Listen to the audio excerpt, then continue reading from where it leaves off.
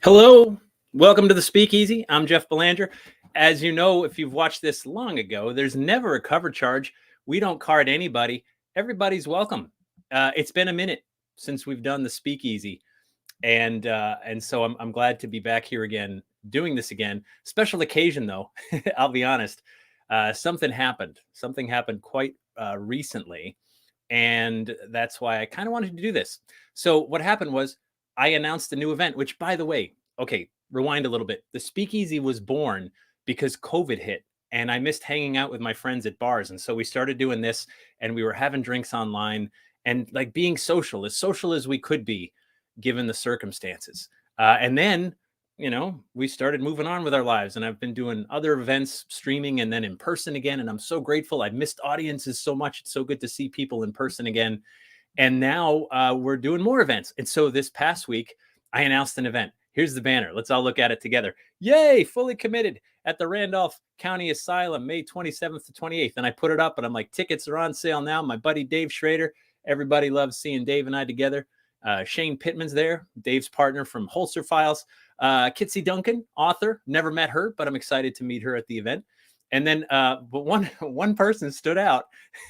And everyone's like, Stormy Daniels, what's that about? And I said, yeah, what is that about? And so I was like, okay, how cool, right? We're going to ghost hunt with Stormy Daniels. Now, I know a little more because this is my world. I follow this. In fact, 2022 marks the 25th year that I've been researching paranormal. I wrote my first article in 1997 when I interviewed Ed and Lorraine Warren. Rest in peace, you two. So anyway, that's how this all came to be. And then my Facebook blew up. People were saying all kinds of things. The questions I get, why?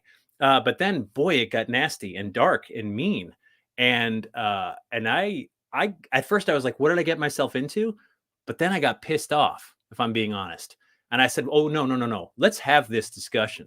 Let's talk about this. One of the things I have always adored about the paranormal community is that I feel like I don't fit in anywhere but here.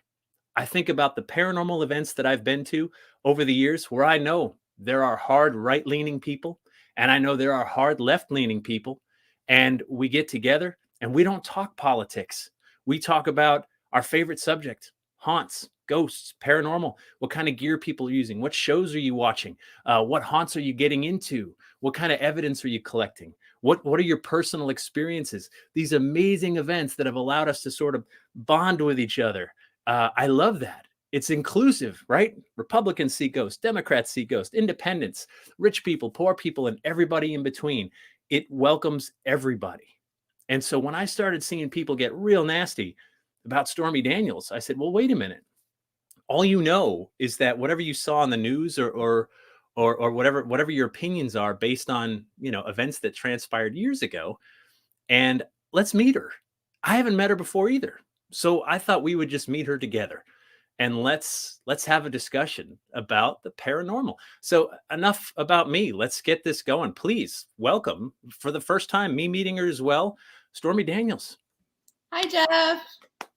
Welcome to the Speakeasy, Stormy. Thank you. Thank you for having me. Yeah, no cover. You just get in. We don't card. We don't do anything. So grateful you're here. And what are you drinking, by the way? Oh, well, it's a little early, so I'm drinking liquid death, which is water. It is water. And I'm drinking hot tea out of a human skull. That's very festive. It's yeah. I mean, you know, given the company and stuff. So you are in New Orleans, right? Yes, I am born and raised here in Louisiana. Right. I've lived all over the place, but I moved back here to New Orleans full time about 3 years ago. And I live at a haunted church, actually. Oh, we're going to get to that. I want to start with your childhood. Okay. Tell me about young Stormy growing up. What was life like? So I actually grew up in Baton Rouge, which is about 45 minutes north here of New Orleans. And I guess like lower class, kind of a crappy childhood, all the, if anybody's read my book, they'll know. But as far as like school and all that, it was pretty normal. I did really well in school. I went to an actual magnet school and was supposed to go to Texas A&M for veterinary medicine and got a little sidetracked for financial reasons. I just couldn't afford it, to be honest. And then from there, I moved to California and became Stormy Daniels, I guess. But it was out of necessity. But I'm guessing you're probably asking more about the paranormal side of that. We are, and that's hey, let's say it, right? Adult film actor, adult film director. That's part of your background for sure. And by the way, my paranormal friends, I do think this is worth pointing out. This will be your first paranormal event, right? Where you come in as a guest speaker. This event? No, I've done a couple, I guess. I did some with Dave Childers down in Mississippi. I led an investigation at the McNutt House. The Bonnie and Clyde Museum, Spooky Babes sponsored it. I led an investigation. That was my first one, and I was terrified, but it went really well. And I did one at the Bel Air House in Ohio back in October. Okay. All right. So, well, let me say this then. People that have been throwing out your background as a reason not to listen or whatever. Stormy Daniels will not be the first adult film actor to speak at a paranormal conference. In fact, she won't even be the third, my friends. I know 3 other people. That's just who I know personally. 3 other people who have been out there for years and years speaking at these events. I'm not going to name them, although if you know them, I'm not talking out of school. They've talked openly about 2 of them working in the production side of adult films and 1 of them on the acting side. Wow. But they're men, 3 guys. That's always different. Why? 3 guys. No one brings that up. No one throws it in their faces. Of course, but like it's anything else. Like a guy who sleeps with a bunch of women is considered a stud, and a woman is considered a slut. Like it's just right. It's. But I actually do think it is slowly changing. We're changing the narrative, and I'm happy to be a part of that. Well, and thank you for being here. By the way, I'm putting comments up. If you people say anything nasty, it's never going to make it to the screen. But I do think it's worth pointing out, Stormy, that my mom is watching and she's proud of me. Aw, hi, Mom. Hi, Mom.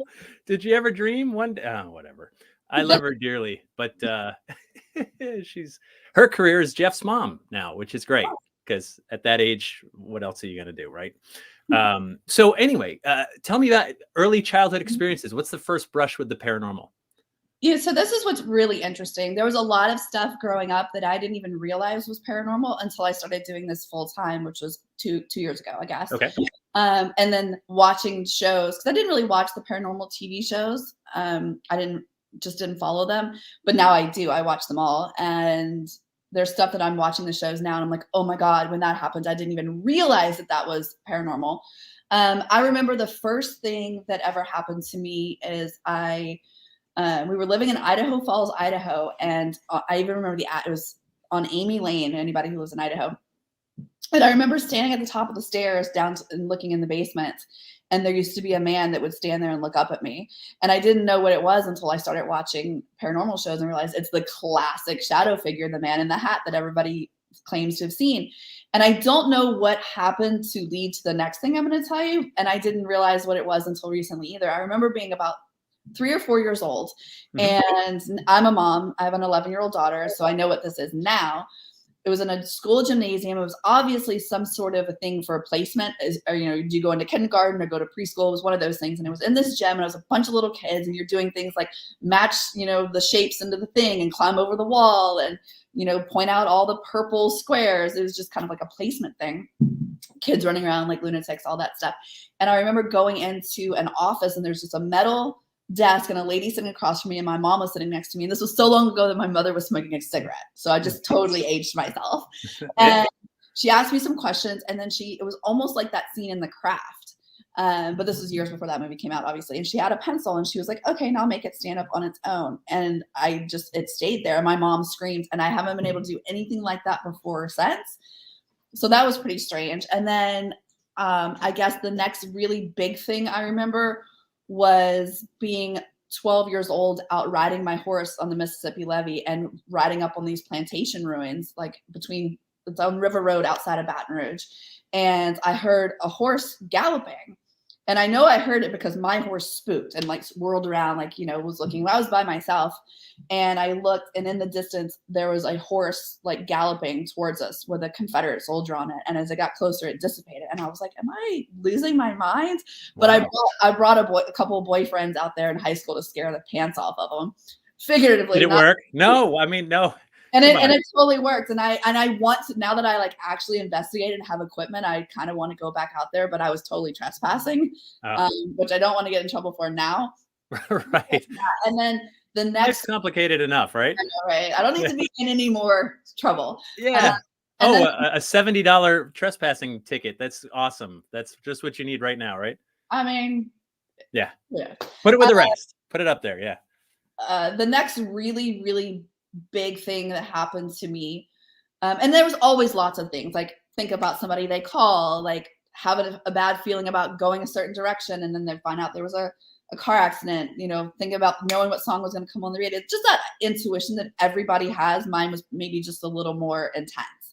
When I was 23 years old, I was standing in the kitchen of the house that I lived in. I was married at the time to a man who was older than me. And I was washing out a coffee mug, and I had a vision of us burying his daughter, like her funeral.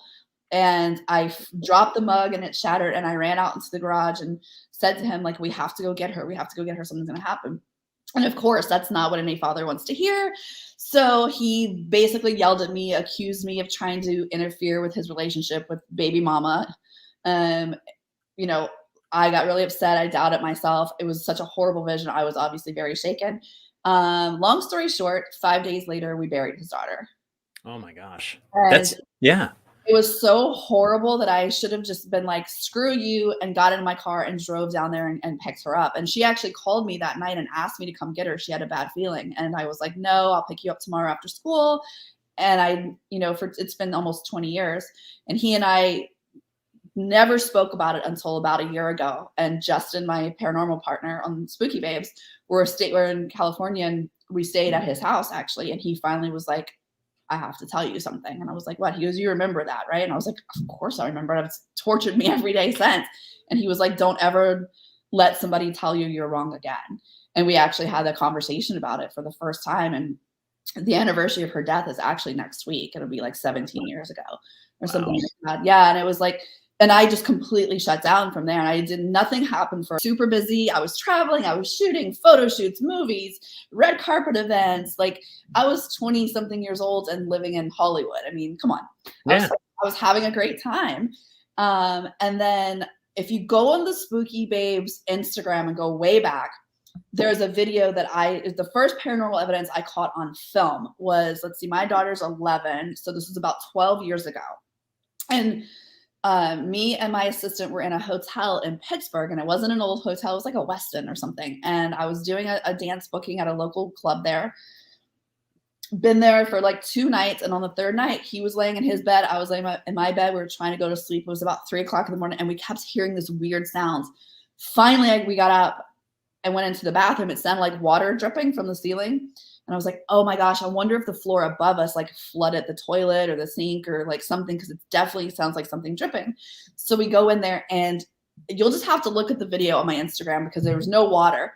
The ceiling, which was completely flat.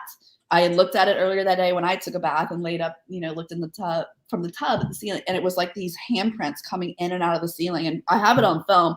We went down and sat in the lobby for the next 6 hours until it was time to go to the airport. I put it on my Instagram, my Facebook when it happened. So I have the timestamp, and this was 10 years before I ever thought about getting into paranormal. So things have always happened to me. I guess it's kind of the point. It's funny, right? Like how sometimes when you sort of look through today's lens at your past, you're like, oh, there were all these like little events.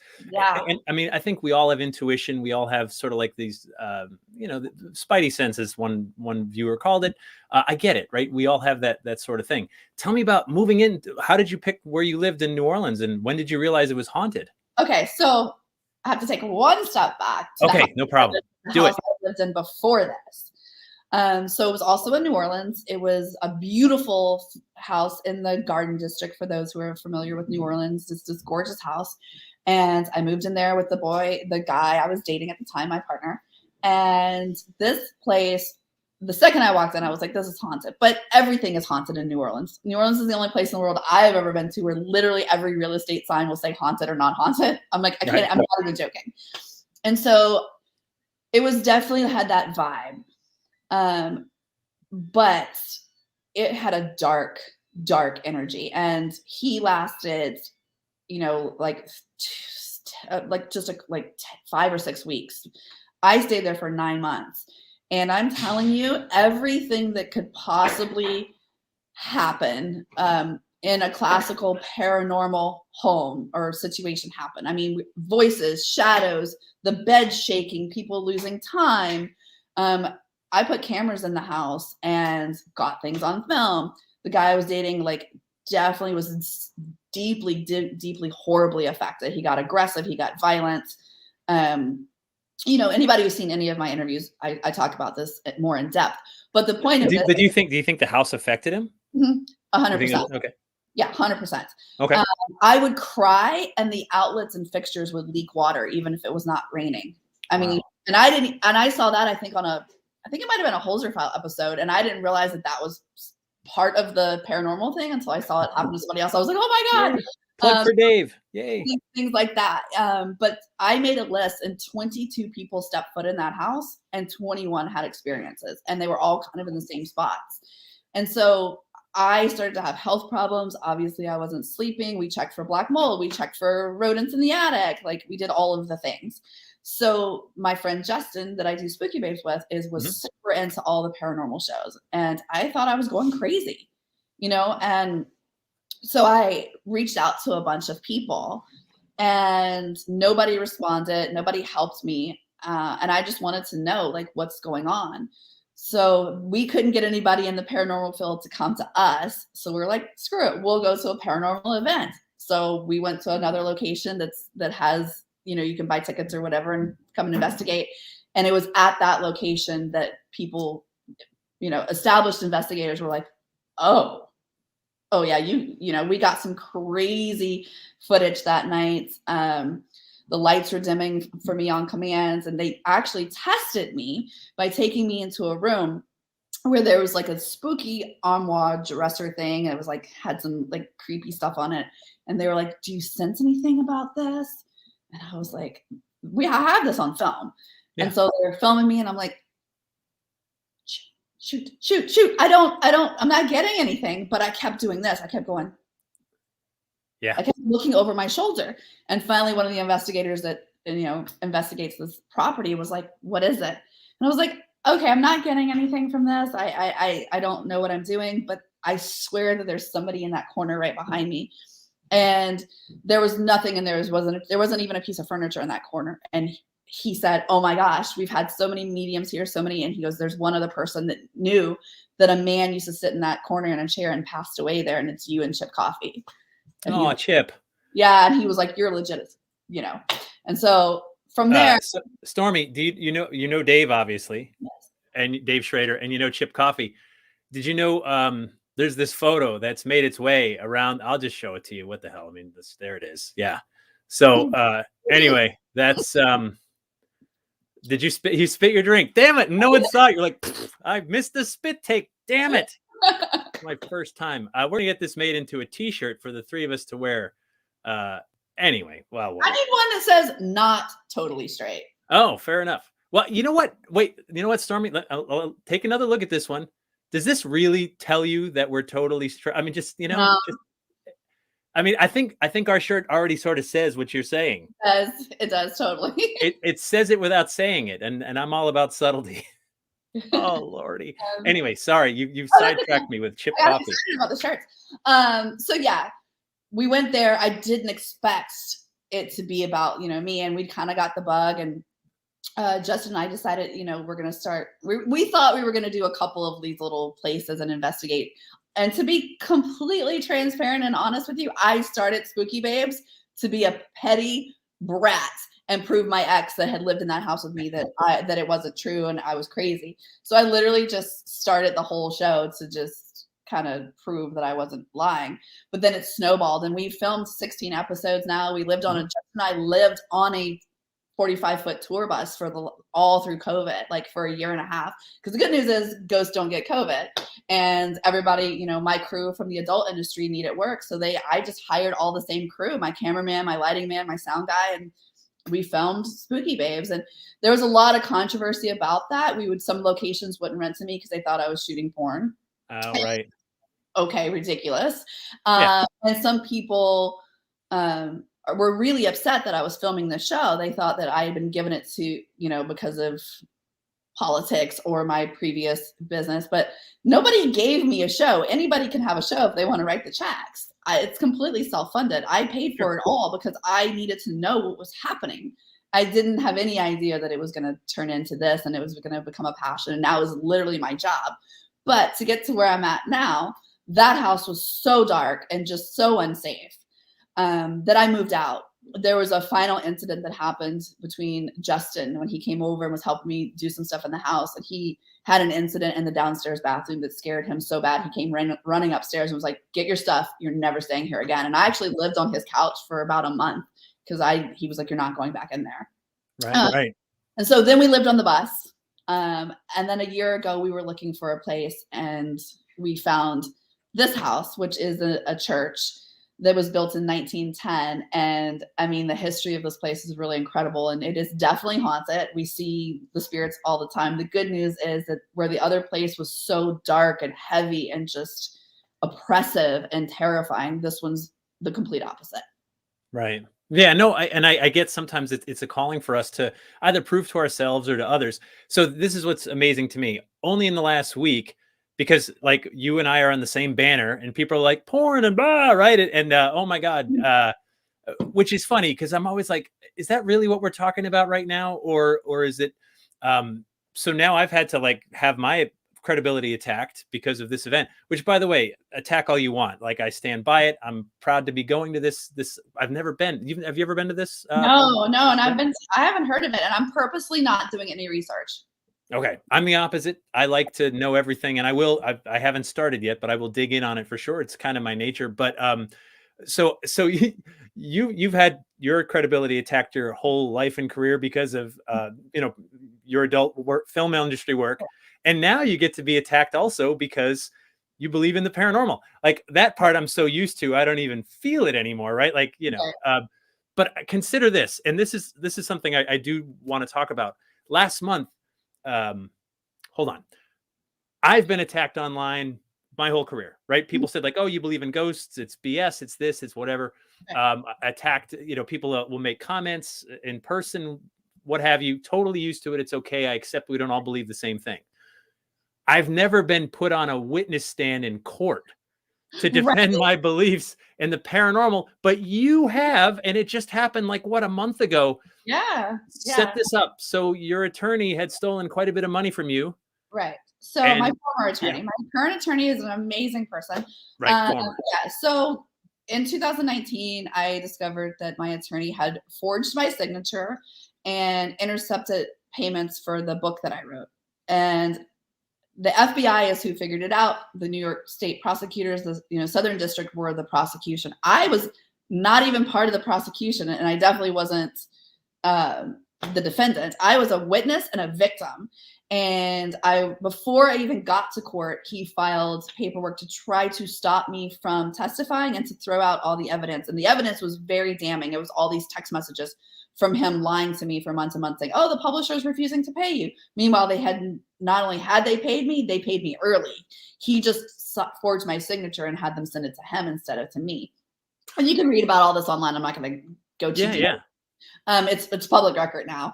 So he filed a motion or papers, whatever, back in June, saying that I shouldn't be allowed to testify, that I wasn't credible, that my evidence shouldn't be admissible. And he listed all of these reasons that were basically things found online about my paranormal investigations, whether they got it off of the Spooky Babes social media stuff, the Spooky Babes websites, or from listening to podcasts and shows just like this. Literally, they specifically named, I think they named Dave Schrader because I did his show, and they named Some of the other ones I did, but they specifically said, "Oh, she's crazy. She can't tell reality from fiction because so she imagined that I stole her money, basically." And then the craziest part about this whole thing was they specifically said that I shouldn't be allowed to testify because I identify as a witch and whatever. I was like, in 2021, someone actually put the word witchcraft in legal documents. I was like, what year is this?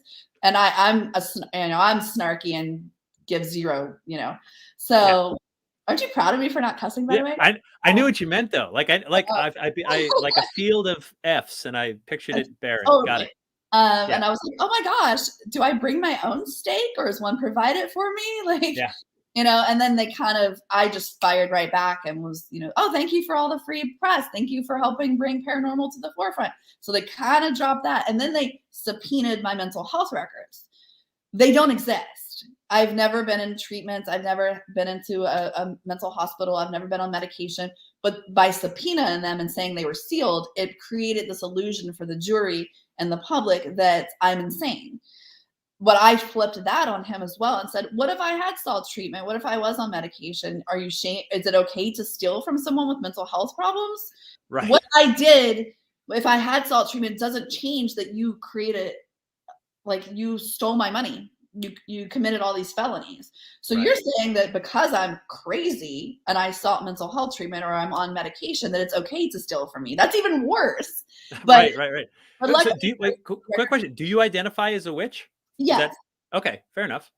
And so like he tried, but it was those things don't exist. Like I don't, there are no mental health records. Okay. So when that didn't work, then I had to go on the stands, and my poor lawyer, my poor attorney, my good one, not the one I was in court against, was just like, they're bringing up all the paranormal stuff. What does that have to do with the fact that 4 years ago someone stole my money and forged my name, and his own secretary went on the stand and was like, yeah, I was instructed to copy and paste your signature. What does me believing in ghosts have anything to do with that? Nothing. I literally could be dead and could have won that case. I could have gone in the witness stand and started licking the wall and just swearing peace. Like, it doesn't matter how crazy I am. Like, you did these things.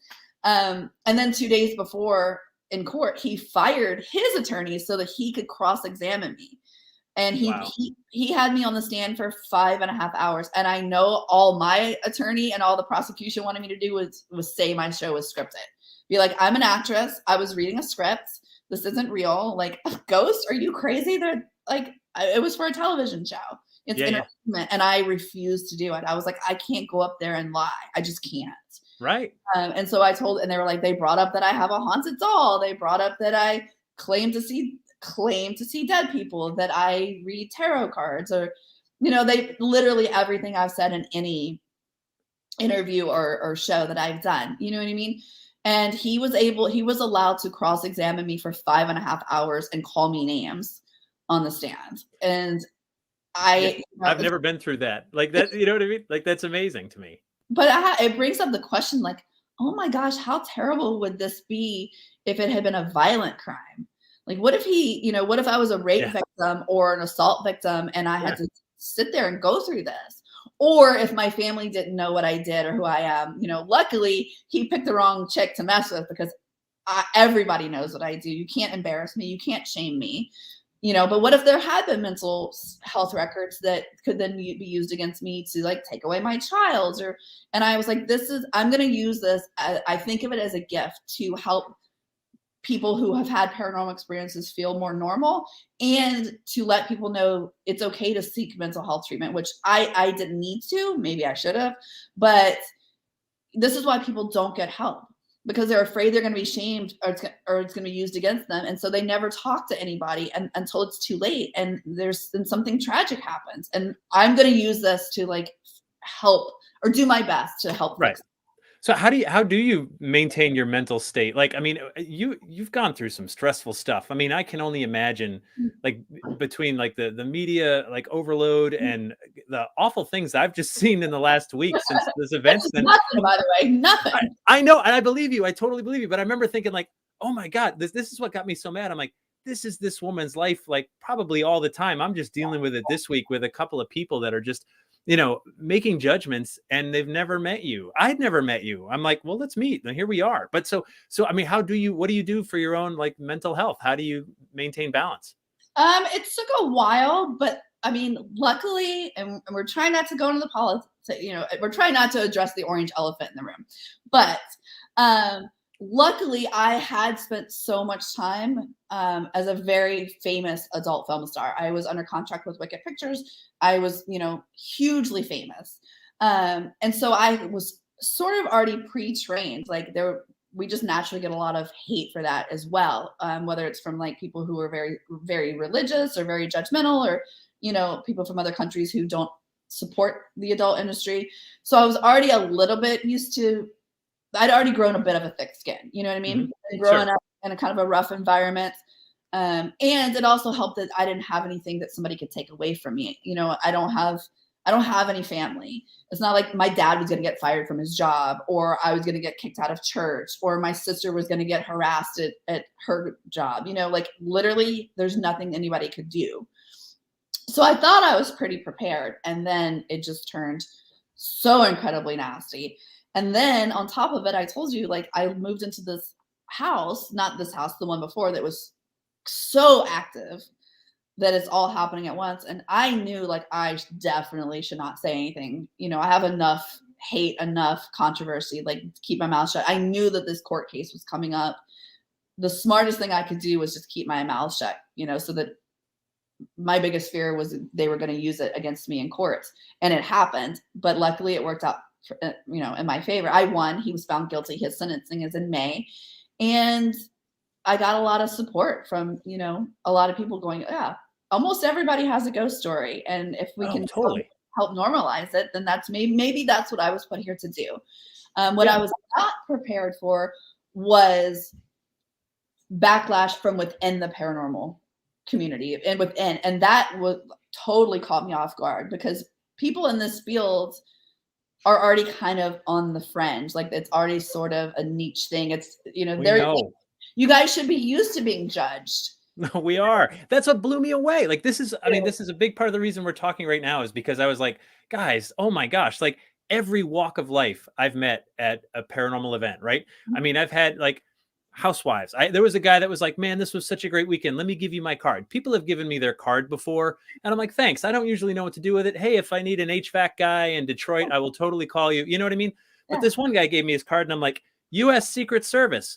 I'll save this. This one I will save. Like, and then like, yeah, lawyers and doctors and blue collar, white collar, like unemployed artists, everybody in between has been at these events. And I love how unifying it is. And so I got super pissed off when I was reading some of the comments, and I'm like, guys, this isn't who we are. This just isn't, I mean, everybody is welcome. Everybody's got a viewpoint. We've all had experiences, and damn it, haven't we all been sort of like held up to scrutiny, even if it's in our own families, our own neighborhood parties or whatever. And like, we're going to start throwing rocks at someone else. And I was like, this is not okay. And I think what I love about this is that, shit, we're all gonna, I said it, damn it. Oh, I thought it was gonna be me. No, it was me. God, you got me pissed off. So the thing was, like, we're all gonna die one day, every one of us. We're all fellow passengers to the grave. This unifies us, right? This allows us to have these really big discussions without getting into religion. If we wanted to talk about religion, everybody would be like, no, please. And I agree with you, but we can talk about death and dying and ghost stories and haunted buildings. And if you think it's just a story, fine. There's still value in that. But if you've had your own experiences, like I have, like you have, there's like something more to it. And when we share that stuff with each other, like, we're bonding, right? We're talking about bigger stuff. We're not talking about the weather or sports, or thank God, not politics. It's this unifying thing. And so I got so angry this week. And I'm like, we need to have more talking, no matter what. I mean, everybody's got something to add to it. You know what I mean? And so I'm grateful that we're having this discussion now. I'm grateful to do this event with you in May. I think it's going to be incredible. And I'm not asking anyone to believe me. I'm just asking you to come and let me prove it to you. Like, you got some stuff nasty this week. I can tell you right now, 2 years ago when I first started investigating, it was way worse. And I've had some I won't throw anybody under the bus, but I've had some pretty big names apologize and become friends with me in the last 2 years because they saw me in action. They saw me, one of my good friends is an investigator from Mississippi. He lives up on the East Coast now. His name is David Childers. And he never did not believe me. The first time he met me, he was like, okay. And then and now he's one of my big supporters. So you don't have to, a lot of people can claim anything. I can claim I can shoot rainbows out of my butt. You know what I mean? Like, but what if I actually can? I mean, I wish I could. But anyway, okay. I'd pay to see. I think a lot of people would, and we wouldn't be having this conversation. I would be in my fortress somewhere. Right. On my island with the rainbows. Yeah. Right. I love that. I love that. So, okay, there's so much to talk about. My God, we're going to just run out of time. So I know you're a tarot reader, and I'm a tarot fan. I don't really read them, but I love the artwork. I've got my Rider-Waite deck. I've had this forever. I've got a few decks, actually. People give them to me. What's your preferred deck? I get a lot of people give them to me too, but I'll tell you, I don't do tarot. I do Oracle. I use Oracle cards, and I have a bunch of decks that people have given me or I bought because I really do like the artwork, and I keep every now and then I'll break them out and see if they feel right. But I actually use this deck. It is the Brian Froud Fairy Oracle deck, and I've had it for about 12 years, and it's super cool. And that's my preferred. Well, actually, it's the only one I use for readings. I did 250 readings last year. So do you know? I mean, I know in tarot there's like the 3-card thing, right? Past, present, future. Is it the same in Oracle? So I am self-taught. I don't use any of the spreads that were in the book. I have a kind of a weird technique, and I see some of the names of people in here, and a lot of people have actually gotten readings from me. So what I do is I shuffle once, and I pull the overall message and set it aside, and then I reshuffle, and I pull a 3-card spread. And I do past, current energy, and potential or likely outcome. I never say future. I don't really feel like it's ethical because we all have free will. So if that outcome it's more like the trajectory that I feel like the story is on. And if you like it, dude, go for it, let it ride or help manifest it. But the good news is if it's a disaster, how can we fix this? Right. It's a warning, right? It's like a warning sign. That's what we get. Yeah. It says you have free will. You can change it. And I always tell people as well, like, it's not set in stone, as in like people think, this is going to happen if it's a good thing. This is going to happen no matter what I do. So I can go out and be a jerk, act like a lunatic, and it's still going to happen. No, it'll change. And so I also do something a little different as well. After I get those 4 cards down, I actually use a second deck, which is this one. It's a Lenormand deck. Yep. Because they have, normally when somebody does Lenormand, I don't know if you've ever seen it, they use every single card. It's super complicated. I can't do it. Yeah, no, I couldn't do that either. The meanings are a little more simplified. So I use these as clarifiers. So when anybody gets a reading from me, they'll actually end up with 8 cards on the table. Can you do like a 1-card, like Jeff reading, like super fast? I can try, yeah. All right. Let's see. I know we were going to talk about politics, but I did Michael Cohen's podcast. Yeah. And he had me pull 1 card, and I was like, I wasn't even looking, and I pulled the honesty card. He was so freaked out. I always pull like the Fool card or the Death card. The Death isn't a bad card, though. I know. Death is the end of something, the beginning of something. I know a little. I know a tiny bit. All right. Just saying. All right.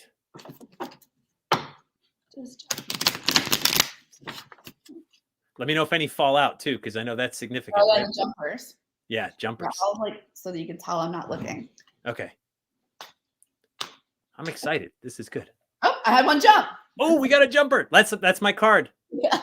Oh my goodness, that's crazy. I've never actually had that happen. You did that. I did that. Okay. Look, it's this guy. He's scarier than he looks. He's not as scary as he looks. He's the gotcha. And so if we pull 1 card, that would probably be your current energy. It's like the 7-day window. And this card is about an unexpected shock, like something you weren't expecting that literally is like, gotcha. And it's wait. I put up an event that I'm doing, a paranormal event with Stormy Daniels, and everybody's like, what the hell? In the last 7 days. Oh my God. The cool thing about this card is it's a startle, it's a shock, but it's not necessarily bad. It's just something very unexpected. Like, hey, you're going to go to this thing, and it's, like if I was pulling for somebody else, something you're totally not expecting is going to happen. It could be bad. It could be good. Now I'm going to pull 1 more because I just want to, normally I always do a clarifier. So let's just see what comes All right. out. Oh, Raylene is not psychic, but she says, I see Jeff is going to have a beer in his future. There's probably like 100% chance of that. So yeah, but that one's easy. You don't get a star for that one, Raylene. All right. Oh, I pulled the book. So this is education, teaching, learning, lessons. Wow. All right. So to clarify, what does it mean? So put together means you had a sudden surprise, something you weren't expecting. It was like a startling, literally, gotcha. That's what this card is. But it is about learning a lesson, education, finding out information, or a teaching opportunity, a learning opportunity. Which is Isn't every gotcha? What we're doing. Every gotcha is a learning opportunity, right? You win or you learn. Tom Brady said that. Rest in peace, Tom. He's not dead. He's just not playing football. No, I know. Like, I'm in New England. It's touchy. It's a touchy thing. It's a touchy thing up here. So so much more. Okay, so you've got a child. How do you talk to your child about the paranormal? She investigates. She cool. All right. Oh yeah, she's 11 and she is actually. It's kind of annoying. She's better at it than I am. Nah, I get it. Yeah, she sees stuff in the house, same as I do. And we had real quick, I'll tell you my most recent weird paranormal thing. And this is something that I don't really understand. And I haven't gone into this. It's like, there's just so many things. And so this was on December 30th. So it was the eve of New Year's Eve. And my daughter was at the house. She was here in the church. And Justin and I went out to meet a friend that we hadn't seen for a while that was here in town. And while I'm having, we were sitting there having drinks with our friend. Her name's Anya. She's actually, if you watch the Spooky Babes trailer, she's the one that ends up having to go to the hospital in one of the investigations. Right. Anyway, I get a text from a girlfriend who's pretty sensitive that I've become friends with. And she's like, 12:25. I woke up. I had 2 different versions of what happened tonight. It was like some sort of other dimension, parallel universe. Don't quote me on that because I know nothing about that stuff, which I'd really like to have some conversations with people who understand this better than I do. But she was like 12:25. At 12:25, worlds collide, whatever. And that's what time it was. And I was like, okay, this is really weird. I got a weird feeling. So we ended up coming home. And I walked in the house and my daughter comes running up to me and she was like, Mom. And I hadn't talked to her. So she didn't know that I had gotten these text messages, right? And so I come in and she's like, Mommy, you'll never, this is so weird. She's like, I was riding my scooter up and down the hallway. And of course I'm like, she's like, I know, I'm not supposed to. She was like, but the whole house jerked. It shifted. Wow. And this house is solid brick. It was built in 1910. We were here during Hurricane Ida and it didn't move. Like this house doesn't move. We had no damage in the hurricane, put it that way. Yeah. And so she was like, I was riding my scooter and it scared me. And there was a loud bang from inside the house. And at the end of the hallway, have a long hallway, there's a mirror. And she said she was riding her scooter and she saw something cross behind her. So she jumped off her scooter and ran to grab her iPad to message me. And she was like, but then I realized I didn't have a bad feeling. And so I said, do you remember what time it was? And she goes, yeah, I actually do. Because when I looked at it, it reminded me of Christmas. It was 12:25. And I was like, isn't that cool? But the house has actually shifted because the back door and my bedroom door, which is in the back part of the house, the doors are slightly crooked now. Yeah. That's so cool. I mean, I love, Maybe I have it's a daughter. Normal, but Nope, I get it. I have a daughter as well. And though she's not like into this, she gets the perks of like my job, like we, I've told this story before. I was filming something at the Conjuring House in Rhode Island for a documentary. I slept in the driveway. I got so scared there. Oh, that's so cool. So, I mean, I live like 30 minutes away. And so my daughter I was like, I had to film this thing. I'm like, hey, I have a childcare issue that day. Can I bring my daughter? Total lie. I had no childcare issue at all. We just saw the movie and I knew she'd want to go. Right. And she's like, yes, Dad's taking me to the Conjuring House. So other kids go to Disney. My kid got to go to the Conjuring House and sit there. So it was great. No, it was, I think, like, I know my daughter thinks it's cool, but like, that's Dad's gig, Oh, no, my daughter's really into it. That's cool. No, that's super cool. So my gosh, we're almost like out of time here, but I'm really grateful that we got to chat a little bit. There's so much more we can talk about. We can talk for hours. I coming to, we should plug this because this is what it's about. There it is, May 27th to 28th. The Randolph County Asylum. It's in Indiana. And I'm super excited. I've never been there. This will be my first time there. Stormy's first time there as well. And I've heard good things. I know some of the people that are involved. I've met them at other events. And you know, if you've never been to one of Dave Schrader's events, the Old Darkness events, so much fun. It's social. We hang out. There's talks. We have hours of like ghost hunting.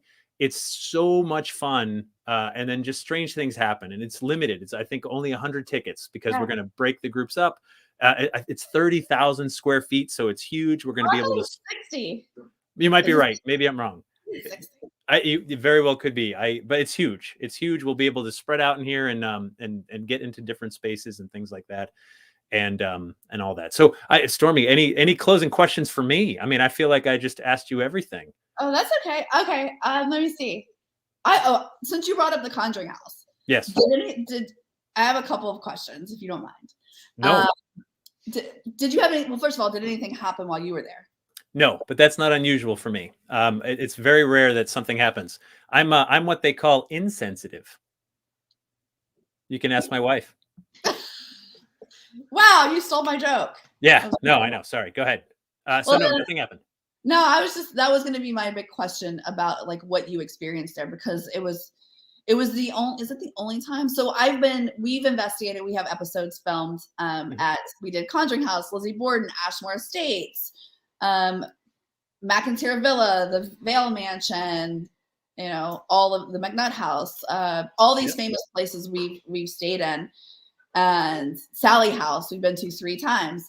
So I think that was the only time that the energy was different, and we had people that had, well, second time that we had somebody get like a physical assault. Wow. My cameraman. So we left the Lizzie Borden house and we were in 2 vehicles. I sent my crew, my production team ahead in a big SUV. And me and Justin, my partner, actually went to Salem for the day to actually get a tattoo. And the whole time we were getting tattooed, me and Justin, my phone was blowing up. My crew was like, you need to get here or we're leaving. F this place. We're out. My cameraman, Barrett, actually got, and I've known Barrett since I was 17. Like, he is completely credible. He's, you know, an amazing videographer, like very level-headed. He got punched in the back of the head, and like, but he had a mark by the time we got there, and we had a camera battery burst into flames. I saw David Childers in the chat room. He was actually one of the investigators that I hired to go and be there with us. So there was 3 women and 3 men, and we were there. And like I said, physical attack. One of the weirdest things that happens is Justin and I always investigate together. We live together. We don't fight. You know, he lives here in the church with me.